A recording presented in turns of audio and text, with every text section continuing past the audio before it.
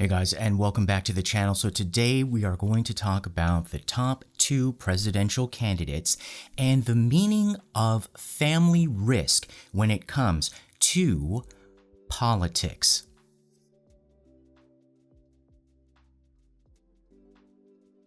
Now, if you have briefly looked into and just checked under the hood of Korean politics in the last few weeks, there has been a lot of scandal going on, a lot of mudslinging, and what this mudslinging actually does, at least in this particular instance, if you're kind of not a fan of this negative campaigning, at least what it does is bring out all of these so-called like rumors into the public sphere, let it become a news item, and then it becomes a matter of public concern so that it can then be verified. And if it is verified and then becomes a matter of public concern, then the public and the media especially can talk about it without any kind of risks of any kind of legal backlash or those kind of things, so that people are more free to get to the truth.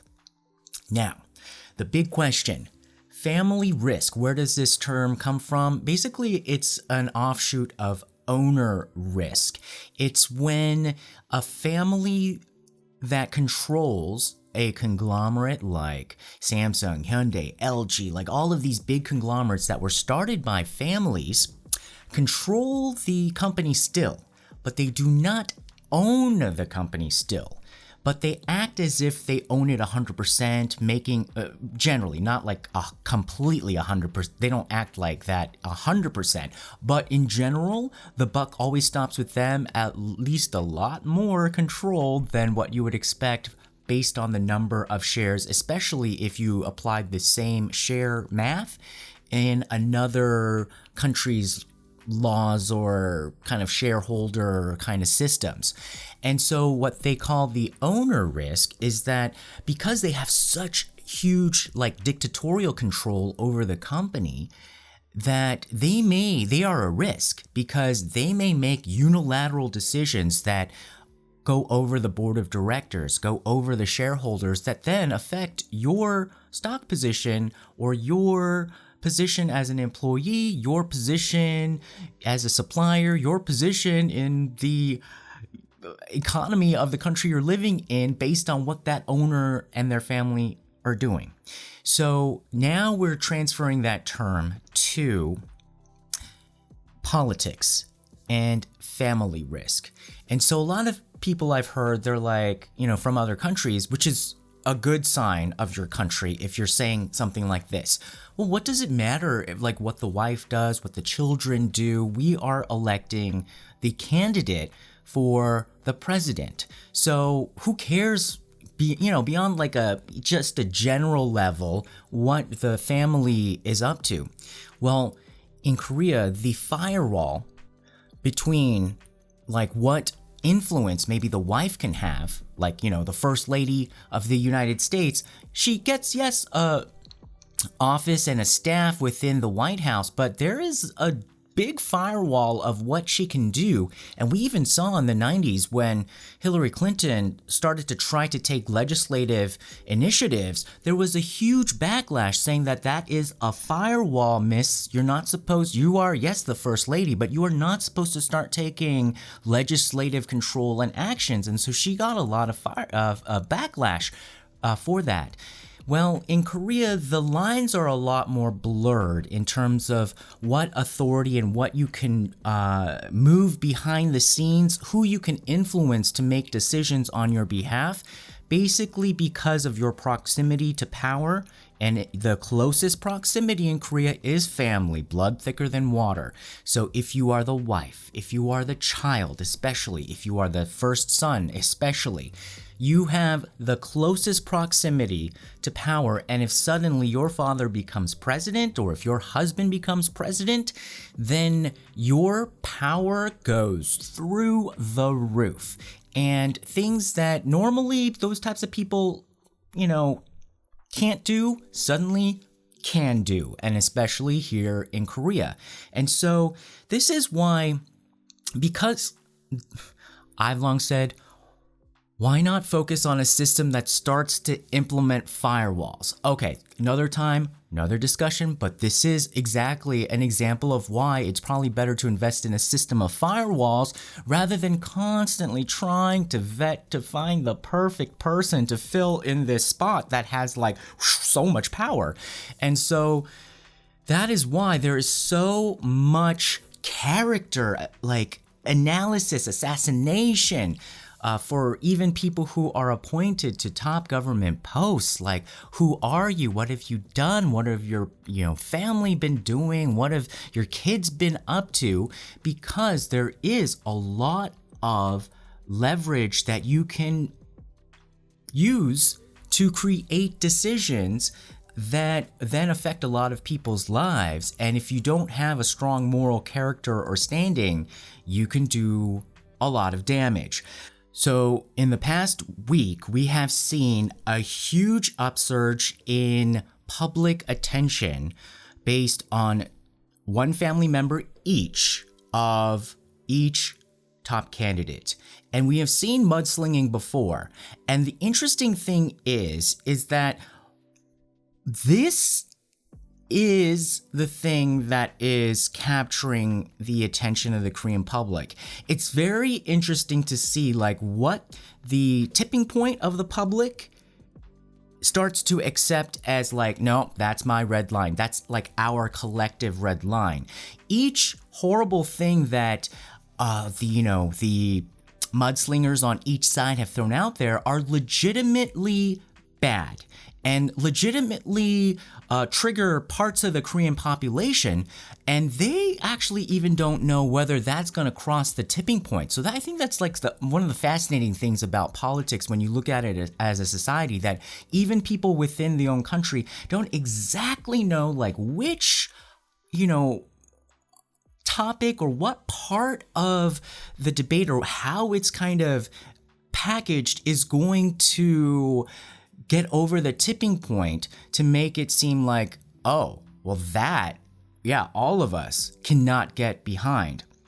So for Yoon Suk-yeol, the conservative candidate, his wife was found cheating on her resume to get very choice jobs teaching at universities, but it was more than just a slip of a pen. It was more than just a forgetful memory. It looked like a pattern of conning. And we know that her mother has also got into trouble with a pattern of conning. On an intellectual level, it's more of like, well, if you put these types of people into that kind of power position, imagine the type of cons that they can get away with on a national, international, global level. But that intellectual thing, it does not cross the tipping point. It does not cross it. If it did, that would have already been implemented. What this does now is the emotional thing of wow, she got like some really good jobs and she totally faked her resume. She faked her resume. And we'll get into how she like faked her resume. And then on the leading Democrat candidate side, the liberal side, Lee Jae-myung, his son now, because before it was the wife that was the wife risk or the family risk, now his son was caught this week on online forums for illegal gambling sites. So he has that pattern, a long history of illegal gambling online and offline.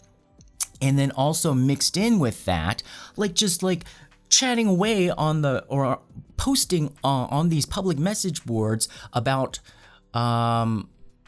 illegal about services from Ladies of the Night. So that in it of itself separately, I think there are some people like being like, well, you can't fault a guy for being desperate, but the way that it was combined now with gambling, that together, gambling is a huge thing in Korea where even if you're overseas and you gamble, it's illegal and you can get in major trouble. Here in Korea, gambling is illegal. I think there's only one place that Korean people can go to gamble in a casino, and like one horse track where you can go and gamble.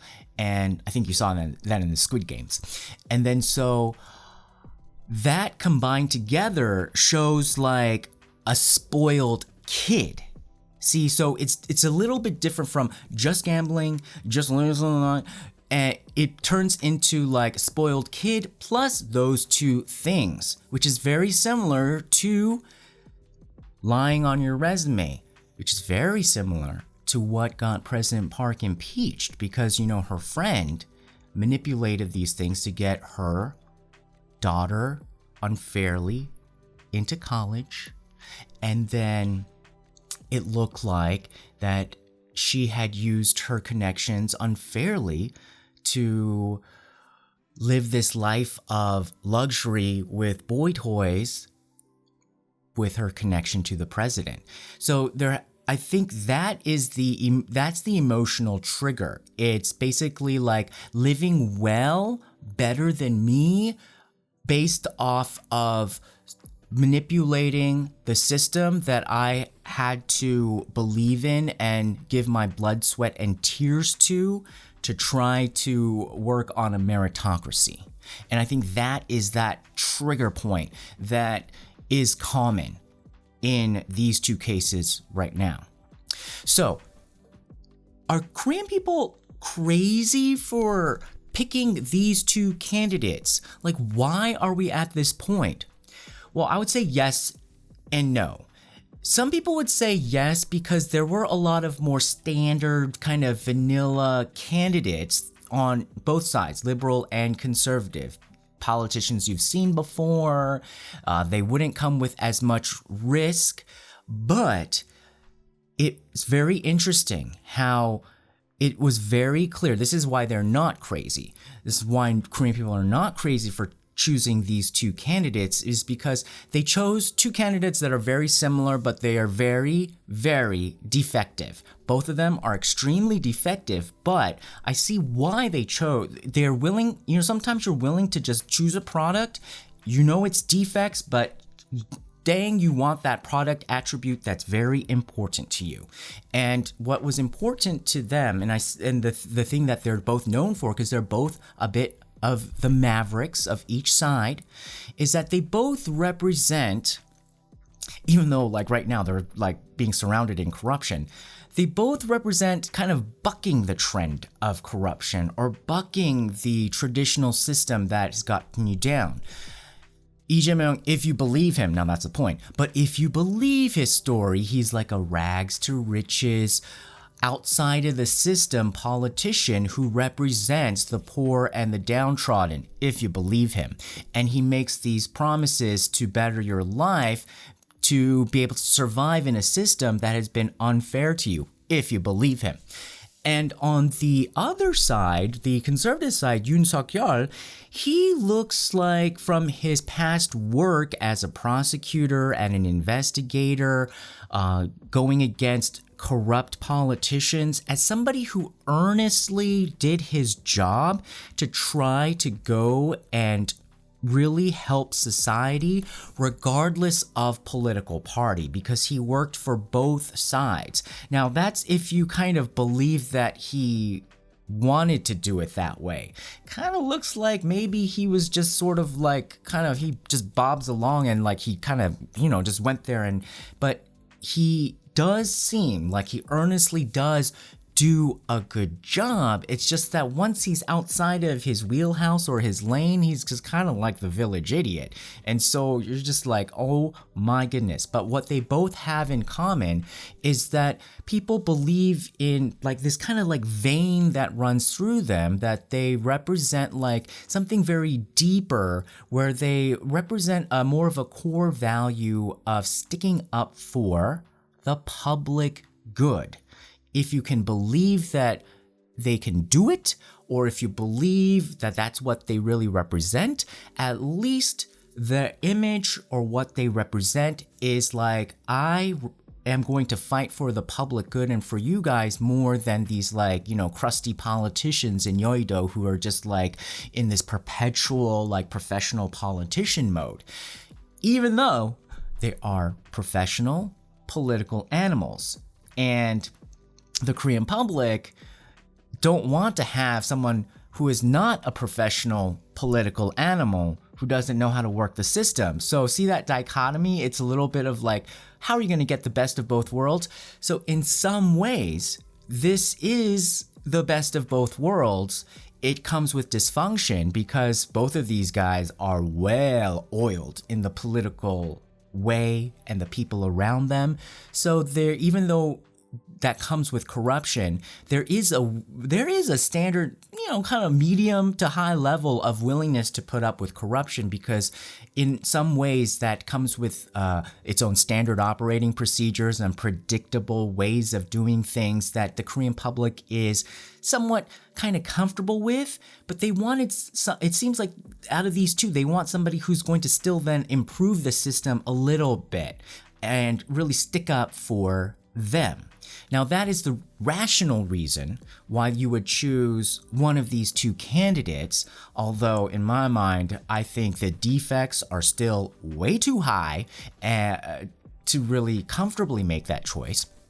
But now on top of that, we have family risk. And again, when we said there's family risk, it's because these families can get in there and start just going hog wild. If you saw how President Park got impeached, it was because of her friend. It wasn't even her family member. Her friend was shaking down all the corporations. You look at the Kospi, the Kospi top 50 conglomerates, that was like all on her friends list. It's like, let's get money from all of these corporations and like, let's have them all like funnel donations into my sports foundation because I think I like sports, but really I think I just like, hot sports guys. And so she was able to just shake that money tree, and that she was just a friend. So imagine what like a son, what you would do for your son, how your wife can just talk to you.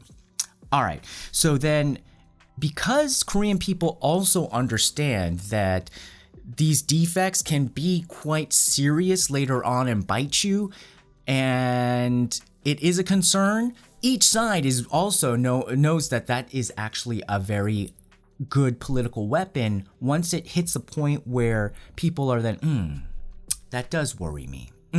That does make me feel bad. That does seem unfair. And so finally, we're getting to see, kind of coincidentally, traction on both sides, and depending on which, media you listen to, one is going to be bigger of a deal than the other. So let's start with the wife of Yoon Suk-yeol. So Yoon Suk-yeol has always been a bit in the number one position by a slight margin, and so his wife back in the summer, I believe, was going through a real big scandal where she was basically being accused of being like a hoe, or kind of like, like there, some videos you can kind of check and see like, how that all played out. And she denied it, and that was kind of put to bed, and she'd kind of like, really stayed out of the limelight. But now suddenly, boom, this like resurgence, and they tried to use the angle of like, there have been witnesses of, people, seeing her as a working hoe.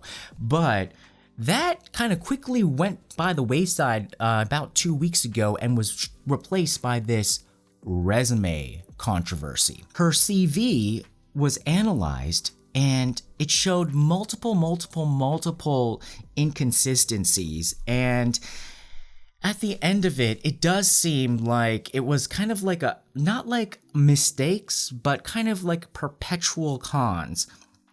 And so, like, for one example, like the biggest thing that kind of gets you in there is like if you graduated from like Seoul National University, and that is like the Harvard of Korea.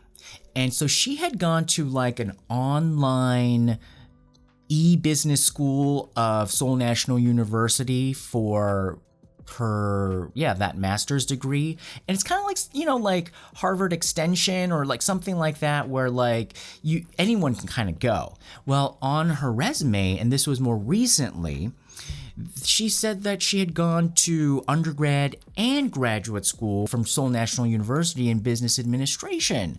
And so that really is not a mistake, because she didn't even go to undergrad at Seoul National University. She went to a completely different school. So that is a little bit super shady. And that totally blew the argument out of the water that, well, this was also just a long time ago before I was married, so why should it matter now? Well, she used this tactic after they were married, so that kind of threw that one out. And he's supposed to be all about rooting out corruption. The reason why this really hits a trigger with the liberals is that President Moon Jae-in's number one or number two priority coming into office was prosecutorial reform. And the man that he had appointed was Cho Guk, and he was supposed to be appointed in order to facilitate that. But the people who didn't want it to be reformed immediately, this is politics, this is clever politics, immediately took the attention away from why do we have to reform the, all the crazy stuff that's messed up with the prosecution, and immediately honed in on why this guy has no character, how Cho Guk has no character. And Yoon Suk-yeol was kind of the guy overseeing this situation. Now, Yoon Suk-yeol was also an appointee by President Moon, and President Moon thought that he can trust him, and he would be like some guy who would be able to just kind of like, kind of take the capsule and let it safely go to the other side of the shore towards appointment, and then let's reform this thing. Well, no. They were able to knit, and then dig. So Cho Guk himself, they really tried hard. They couldn't find literally anything bad about him, but they were able to find that his wife manipulated something that helped his daughter, I believe, get into a fancy school. And so that was the thing that triggered the Korean public, and they said, nope, that we cannot stand. And then that basically derailed prosecutorial reform. Now see how this is like, why is this so personality based? If it wasn't for him, there should have been somebody else that could have come in, or the train on the reform should have kept moving regardless of the person. But that's not how it works here in Korea. And so people are very resentful that they see that this was the attack on the general that was supposed to bring in prosecutorial reform. And so now they're kind of saying like, haha, this is revenge. Now, like, your wife is in the same boat. And so they're going after the wife real hard to get revenge on what probably they see as Yoon Suk-yeol's fault on Cho Guk. Even though it might not be 100% his doing, he was still kind of like the guy in the captain chair during that time. What did I think was the shadiest part? There were a lot of there was probably about 3, 4, 5, 6, depends on how you keep going into this. Like, she faked that she won awards when she didn't win awards. And I thought the shadiest thing that I saw was that she claimed that she had major artwork at the Samsung Museum of Art. And Samsung Museum of Art, essentially she's implying that it's the Liam. And the Liam is basically the fancy, it's like the Guggenheim of Korea. It is the fancy art museum that the Samsung family operates, and you know how much art they had. They were like buying 3 pieces a week or something. That's how I calculated it. When they checked, they said that, no, actually, we never publicly used the term Samsung Museum of Art. That was more of just an internal term that we used before we called it the Liam. And then when Yoon Suk-yeol's wife was asked about it, she said, oh, well, actually, I had that exhibition inside the Samsung Plaza building in Pundang, which is now the Pundong branch of the AK Plaza department store. Oh my god. Now, Pundong is not even in Seoul, okay? It's like, it's like the Guggenheim is in Manhattan. This is as if she's saying like, oh no, oh, did it say Guggenheim on my, it's actually in the food court at the Short Hills Mall in New Jersey. That is so shady. Time after time after time, like she's willing to mislead people, like with little like slight, things like here and there that are actually very significant. Because it's so document oriented, and we know that her mother used a lot of these tactics to really do a lot of financial damage, it's claimed, upon like other people in a lot of these like shady deals. So that is a wife risk, that is a family risk on the conservative side. Now on the liberal side, Lee Jae-myung, he said that like, oh my son, I'm so sad that he couldn't control himself in an online card room. As if like, I don't know, he was playing like bingo or something online and he couldn't even control himself. And he said like, oh, I'm sorry, we'll just get some gambling addiction treatment for him. But this was kind of shocking in the sense that news outlets found that one of Lee Jae-myung's sons wrote more than 100 postings on an online poker game community for over a year and bragging about his visits to gambling sites around Seoul. Okay, so how I said like there's only like one place in Korea where you can gamble if you're a Korean, so I'm guessing that must mean there are a lot of illegal gambling sites around Seoul. And so he's bragging about that. And gambling is a very sensitive topic, I think, in Korea because it has ruined so many people's lives. And so people are very resentful. And I think it's one of these topics that a lot of people can't talk about. So this does trigger a very powerful emotional response, because like one person who inflicts this kind of damage, like, so if Lee Jae-myung's son has been going around doing all these things and bragging about it, like if you are winning in an illegal gambling site, you are most likely making a lot of other people lose and suffer. And when you make one player lose and suffer, they have like a family. And so I think that really pisses a lot of people off. And so I think this is a big thing. Not only that, there have been also kind of resentment about Lee Jae-myung. Now, this did not get the pickup. See, now this is interesting of like what crosses the red line and what doesn't.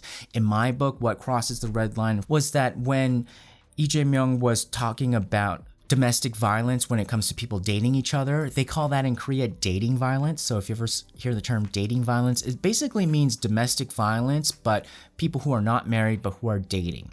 And so he defended one of his nephews.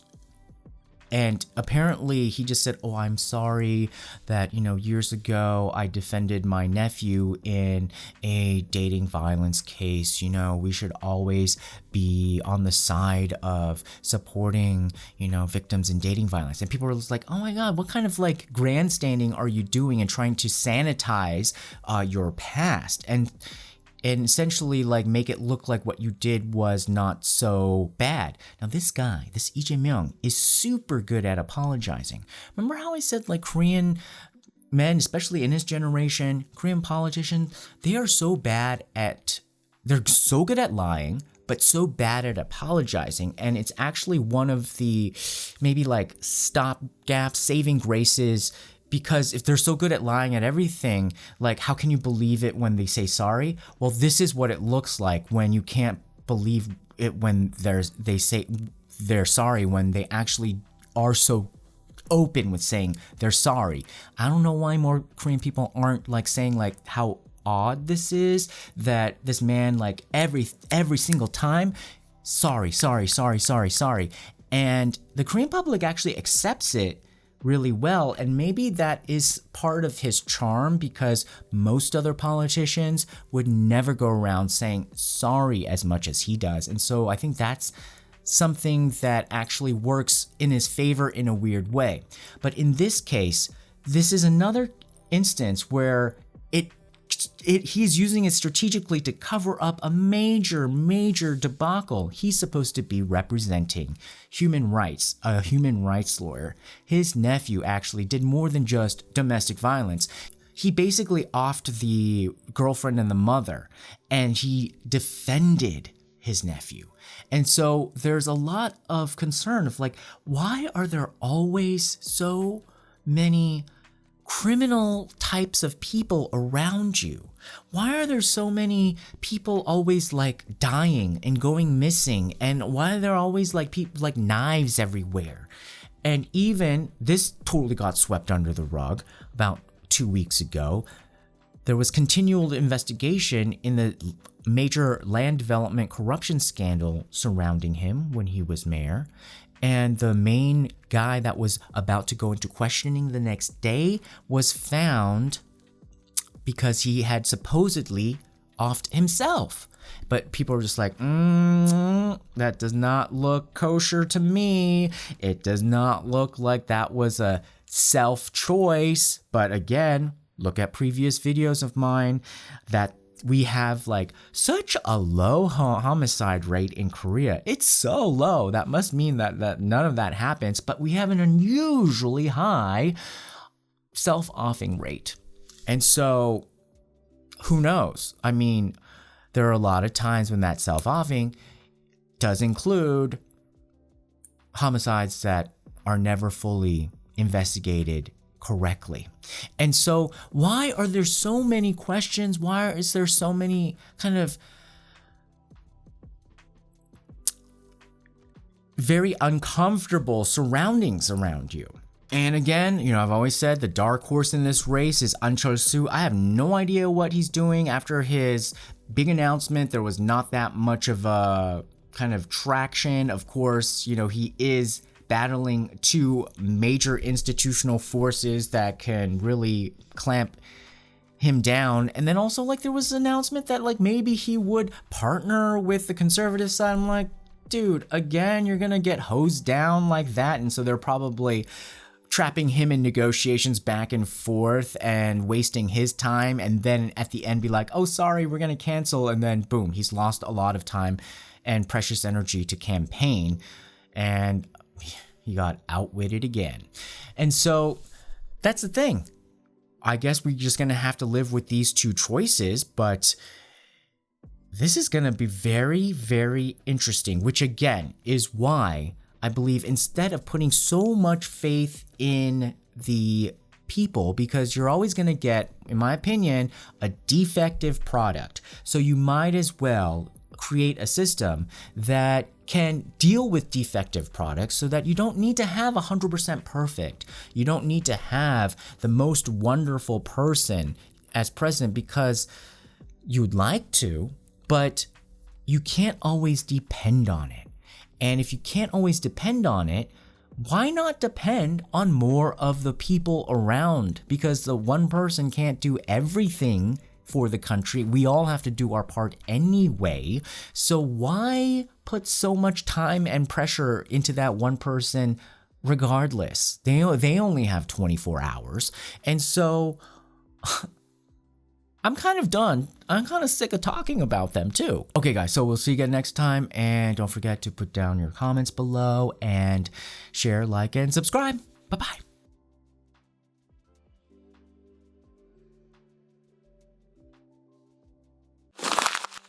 Tune in next time.